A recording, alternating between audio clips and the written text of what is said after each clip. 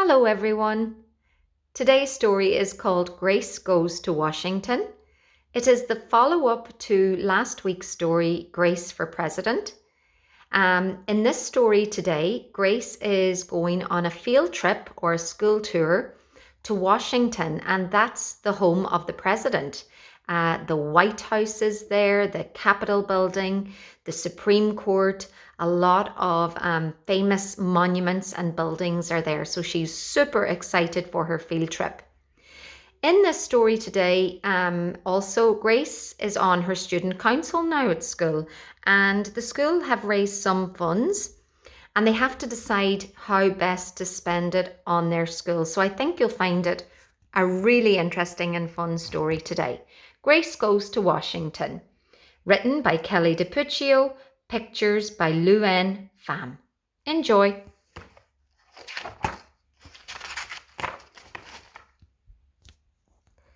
One Friday afternoon in April, Mrs. Barrington shared a large diagram of the three branches of the US government. But Grace Campbell could not stop daydreaming about the upcoming field trip to Washington, D.C. Grace, do you know who's in charge here? Mrs. Barrington asked. Who's in charge here? Grace repeated. Principal Perez? A few of her classmates giggled. Well, said Mrs. Barrington, I suppose you could say Principal Perez is like the executive branch here at Wilson Elementary, because she's the head of our school. But right now, we're talking about the US government. Sorry, Grace answered. The president. He or she leads the executive branch. That's correct, Mrs. Barrington smiled. The president. The last bell of the day rang. We'll discuss this more next week, she announced. Student council members, Grace and Sam, don't forget you have a meeting after school. At the meeting, classroom representatives were discussing their ideas on how to spend the money raised from their holiday bake sale. So we can see here some of their ideas. Thomas and his committee petitioned for new sports equipment. Grace and her committee thought new books for the library was the way to go. Principal Perez even offered her own suggestion. The music room sure could use some new instruments. Mr. Marshall, the media center teacher, listened carefully to all of their arguments and took notes. They're all good ideas, Grace later admitted to Sam. There's no way we'll agree before the vote next week. You know what I was thinking during the meeting? Sam asked. No. What? If Principal Perez is like the executive branch, I think the student council is kind of like the legislative branch, because we're the elected leaders from each class and we help make decisions for the school. Grace considered Sam's comparison. Yeah, who knew so many people had a say in how to spend cookie money, she grumbled. The following day, Grace could hardly contain her excitement. It was finally field trip day. As the bus drove down Pennsylvania Avenue, cherry blossoms dotted the streets like pink pom-poms. Grace and her classmates visited the Lincoln Memorial. Wow. And the US Capitol, where the legislative branch meets. And the Supreme Court building.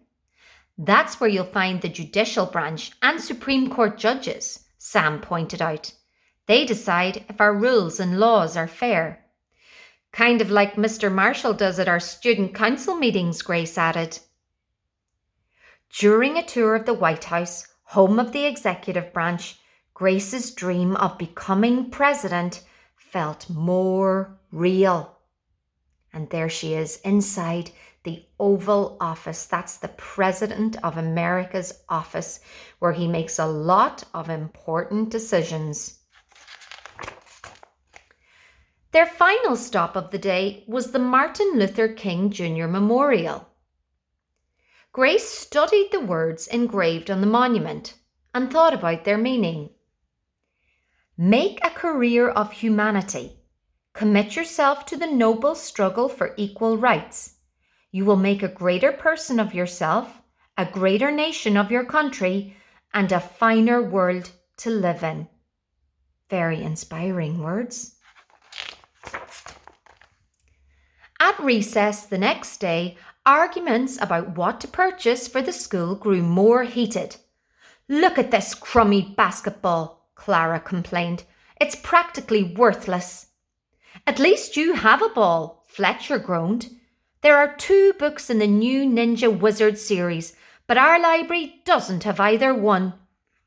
Hannah lobbied the loudest for new instruments. "Well, I, for one, am sick and tired of playing the recorder in music class. Principal Perez is right." Do you see Thomas Cobb down here? Do you remember him from the last story? He looks a bit distracted, doesn't he?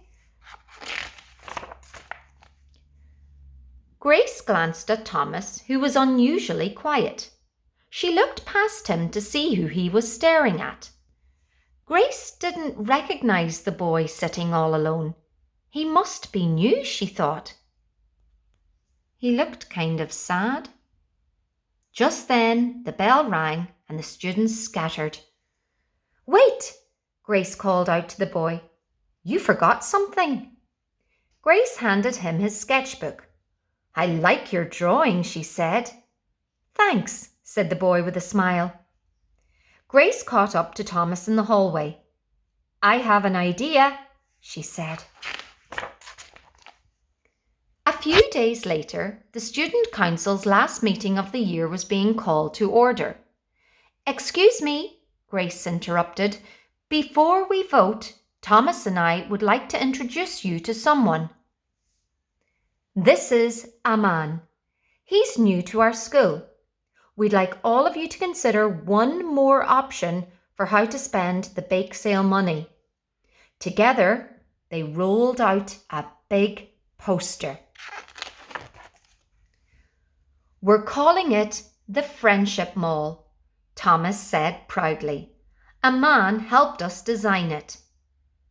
It's a place where you can go at recess to let other students know when you need a friend," a man explained. And if we see the detail here, we can see they want to have a mosaic pattern. We can make this ourselves. They want to have benches to sit, talk and play. And they want to have flowers in the Friendship Mall because flowers make you happy. Next, Thomas spoke about their field trip to Washington, D.C., and Grace read a quote from Martin Luther King Jr. "A finer, kinder world starts with us and the choices we make," she concluded. Thank you for listening. Everyone clapped. Principal Perez wiped away a few tears. Mr. Marshall pounded his gavel. "It's time to vote." After the ballots were collected from each classroom representative and the votes were tallied, Student Council President Grace Campbell peeked at the results and grinned. "It's a unanimous decision," she announced excitedly.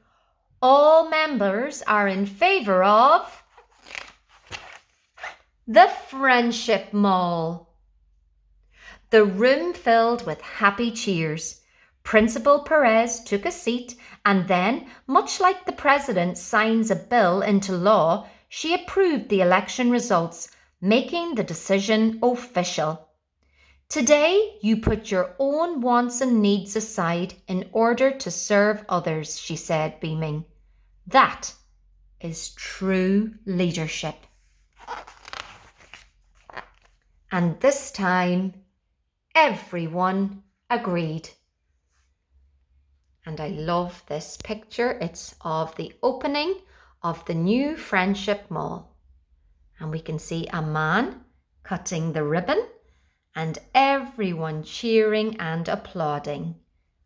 There are some lovely signs and statements here. Be the change. United we stand. Love. No act of kindness, no matter how small, is ever wasted. I hope you enjoyed the story. Bye.